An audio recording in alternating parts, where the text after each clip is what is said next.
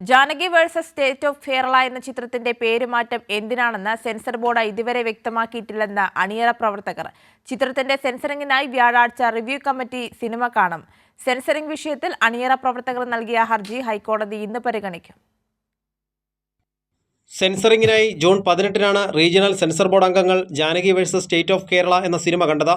13 വയസ്സിന് മുകളിൽ പ്രായമുള്ളവർക്കുള്ള UA കാറ്റഗറിയിൽ ഉൾപ്പെടുത്തി സർട്ടിഫിക്കറ്റ് നൽകാമെന്ന് സെൻസർ ബോർഡ് നിർമ്മാതാക്കളെ അറിയിക്കുകയും ചെയ്തിരുന്നു.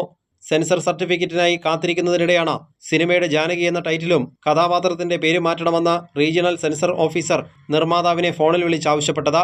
പുരാണവുമായി യാതൊരു ബന്ധവും സിനിമയ്ക്കില്ലെന്നും എന്തുകൊണ്ടാണ് പേരുമാറ്റം ആവശ്യപ്പെടുന്നത് എന്ന് സെൻസർ ബോർഡ് വ്യക്തമാക്കിയിട്ടില്ലെന്നും സിനിമയുടെ അണിയറ പ്രവർത്തകർ പറഞ്ഞു. ഈ ചിത്രത്തിന്റെ ടൈറ്റിൽ ജാനകി എന്ന ടൈറ്റിൽ മാറ്റണം എന്നും ടൈറ്റിൽ മാത്രമല്ല ചിത്രത്തിൽ മുഴുനീളം യൂസ് ചെയ്യുന്ന ജാനകി എന്ന കഥാപാത്രത്തിൻ്റെ പേര് മാറ്റണം എന്നും ഞങ്ങളെ അറിയിക്കുകയും ചെയ്തു. അതിൻ്റെ കാരണം എന്താണെന്ന് വ്യക്തമല്ല. എന്നാൽ ഇതുമായി ബന്ധപ്പെട്ടിട്ട് ഞങ്ങൾക്ക് ഇതുവരെ ഒരു ഷോക്കോസ് നോട്ടീസ് പോലും തന്നിട്ടില്ല. 5 ഭാഷകളിൽ 27 കൺട്രികളിൽ പ്ലാൻ ചെയ്തിട്ടാണ് ഇത് മുന്നോട്ട് പോയിക്കൊണ്ടിരുന്നത്. അപ്പോൾ എല്ലാ പ്രൊമോഷൻ ആക്ടിവിറ്റീസും നമ്മൾ വളരെ മുമ്പേ തന്നെ ചെയ്ത് കഴിഞ്ഞു. കോടിക്കണക്കിന് രൂപ അതിനും വേണ്ടി നമ്മൾ ചിലവഴിച്ചു. അവസാന നിമിഷം ഇതിങ്ങനെ ഈ രീതിയിൽ ചെയ്യാൻ പാടില്ല, അല്ലെങ്കിൽ ഇത് മാറ്റണം എന്ന് പറയുമ്പോൾ അതിൻ്റെ ബുദ്ധിമുട്ട്, പ്രായോഗിക ബുദ്ധിമുട്ട് വളരെ വലുതാണ്, സാമ്പത്തിക ബുദ്ധിമുട്ട് വളരെ വലുതാണ്. സെൻസർ സർട്ടിഫിക്കറ്റോ ഷോക്കോസ് നോട്ടീസോ നൽകാതെ സിനിമയുടെ റിലീസിംഗ് സെൻസർ ബോർഡ് വൈകിപ്പിക്കുകയാണ്.